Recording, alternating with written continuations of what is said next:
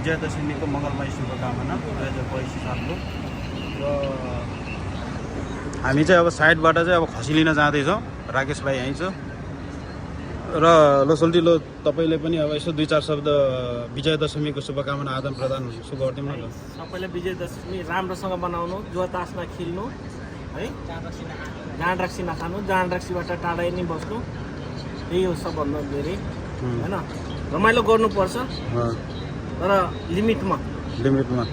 धन्यवाद तपाईँलाई पनि विजयादशमी 2082 सालको मङ्गलमय शुभकामना।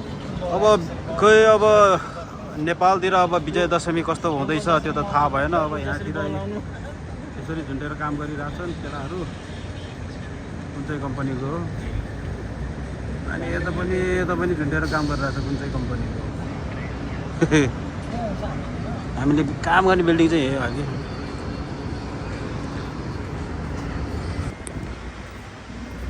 हामी चाहिँ बाख्रा खोज्दै हिँडिरहेछौँ। अब बाख्रा चाहिँ कहाँ पाउने हो त्यो थाहा छैन।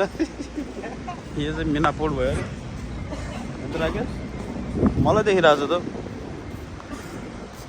खसी हन्टिङ दसैँको खसी हन्टिङ ओ बाख्रा हन्टिङ हिँडेको। बाख्रा हन्टिङ मान्छे बाख्रा जस्तो हुन लागिसक्यो अब एउटा। बल्ल बल्ल गन्तव्यमा चाहिँ आइपुगिसकेको छौँ। कति लगभग 30 घन्टाको हिँडाइपछि है। सोल्टीले 2 वर्षपछि अगाडि आएको भन्छ या दृश्य भन्छ, तर दृश्य नै स्वाभाविकै हो।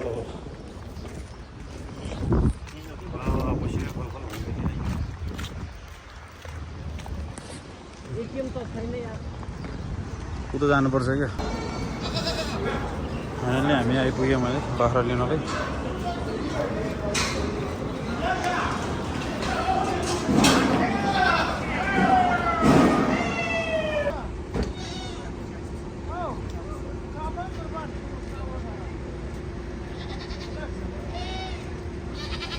र हाम्रो भत्ताल बुतुल कार्यक्रम पनि अब लगभग सकिन लागिसकेको छ होइन।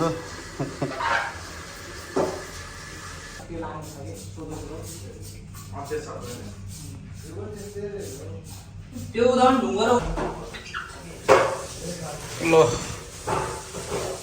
खसी पनि अब मसी भयो।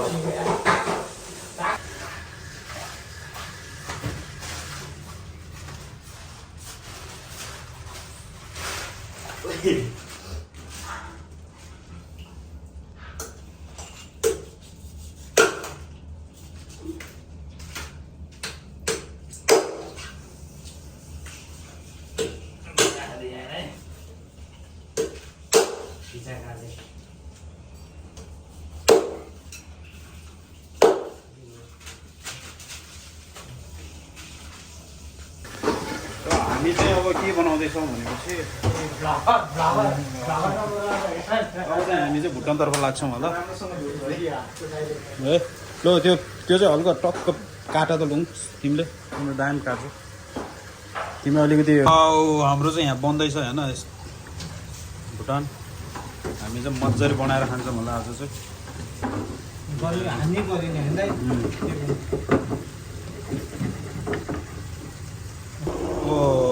हाम्रो चाहिँ यो चाहिँ भुटान चाहिँ अब रेडी भइसकेको छ है। यो चाहिँ आन्द्रामुढी हो। यो चाहिँ हामीले चाहिँ क्रेप्स टाइपको बनाइरहेको छ यहाँ चाहिँ।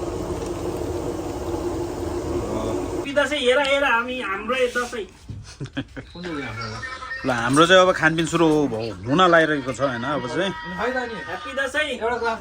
केटा बस नि त बस।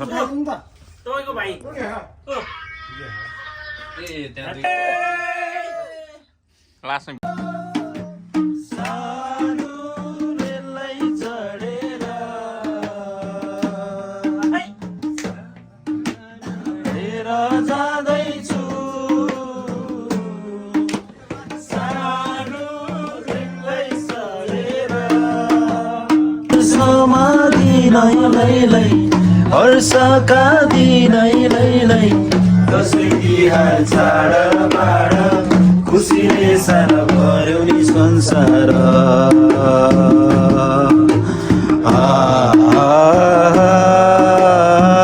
खुसीले सारा भर्यो नि संसार।